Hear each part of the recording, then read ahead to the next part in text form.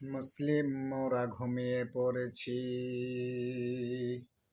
বিবেকে ঝুলছে তালা, রক্ত মোদের শীতল হয়েছে, পাপে অন্তর কালা।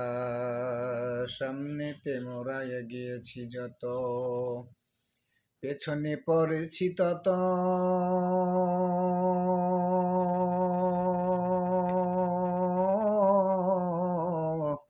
সংখ্যাতেই মোরা বেড়ে চলেছি গরু ছাগলের মতন। ইমান ইমান বলো রে মানুষ, ইমান কি এতই সোজা? সত্যকারের ইমানদার কি কখনো বহে শয়তানি বোঝা?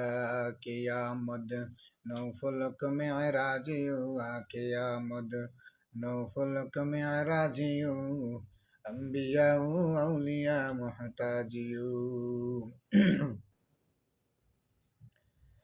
আমার বাজারে রে গভীর মনোযোগ দিয়ে শুনবেন বাজান, কোনো দিকে নজর নাই রে বন্ধু। বর্তমান বাংলাদেশের অবস্থা খুবই করুণ রে বন্ধু। আমার মুসলমান বন্ধুরা রে, আজকে বাংলাদেশের ভেতরে দেখেন গুম খুম এবং নির্যাতন ধর্ষণ বেড়ে গিয়েছে। এই ধর্ষণ অত্যাচার বেড়ে গিয়েছে।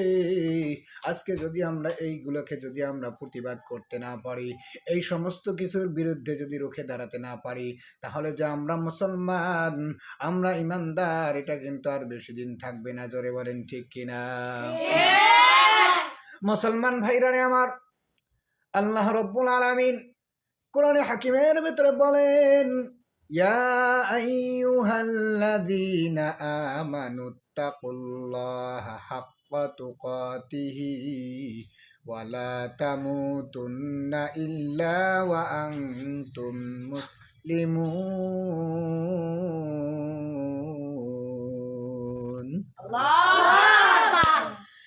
আমার বাজান রে, গভীর মনোযোগ দিয়ে শুনবেন।